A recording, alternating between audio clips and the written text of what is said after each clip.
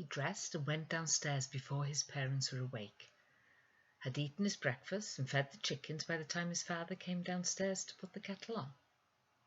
"What's got into you, then?" Mr. Griffiths inquired, when Gwyn sprang through the kitchen door. "Just woke up early. It's a grand day, Dad," Gwyn said. This statement received no reply, nor was one expected.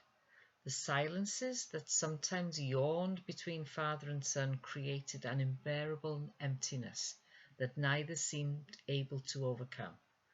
But they had become accustomed to the situation, and if they could not entirely avoid it, accept it as best they could. It was usually Gwyn who fled from his father's company, but on this occasion he was preoccupied, and it was his father who left to milk the cows. A few moments later, Mrs. Griffiths shuffled down the stairs in torn slippers, still tying her apron strings. She was irritated to find herself the last one down. "Why didn't someone call me?" she complained. "It's not late, ma'am," Gwyn assured her. "I've had my breakfast." His mother began to bang and clatter about the kitchen nervously. Gwyn retreated from the noise and went into the garden. The sun was full up now, and he could feel the warmth of it on his face. The last leaves had fallen during the wild wind of the night, before and bedecked the garden with splashes of red and gold. A mist hung in the valley, even obscuring his grandmother's cottage, and Gwyn was glad that he had lived in high country, where the air and the sky always seemed bright. At 8 o'clock he began to walk down towards the main road. The school bus stopped at the end of the lane at 20 minutes past 8 every morning, and did not wait for stragglers. It took Gwyn all of 20 minutes to reach the bus stop. For half a mile the route he took was little more than a steep track, rutted by the giant wheels of his father's tractor and the hooves of the sheep in the castle. He had to leap over puddles, mounds of mud, and fallen leaves. Only when he passed his grandmother's cottage did his passage become easier. Here the track levelled off a little, and bends were less sharp, and something resembled a lane began to emerge.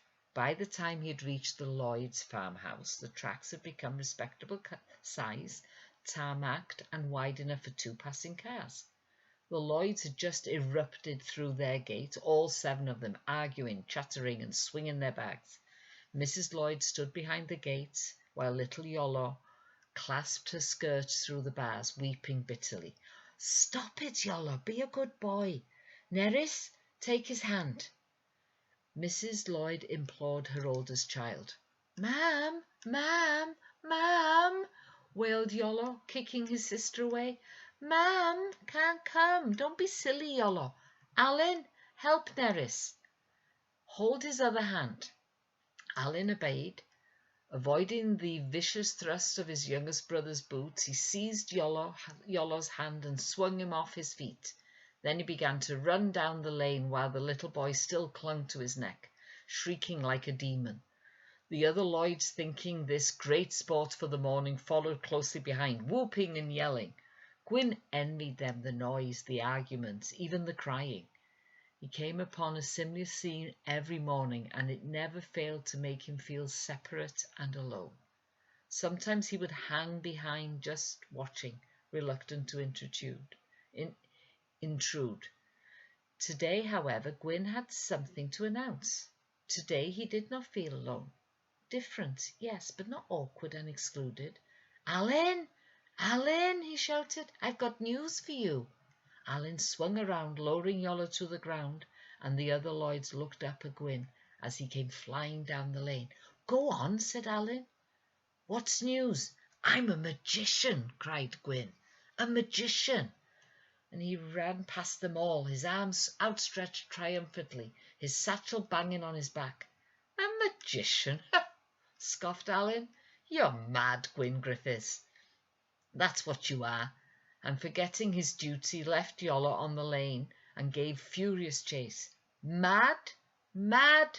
echoed Sean and Gareth, following Alun's example. "Mad! Mad!" cried Iolo excitedly as he raced down the lane, away from Mam and his tears.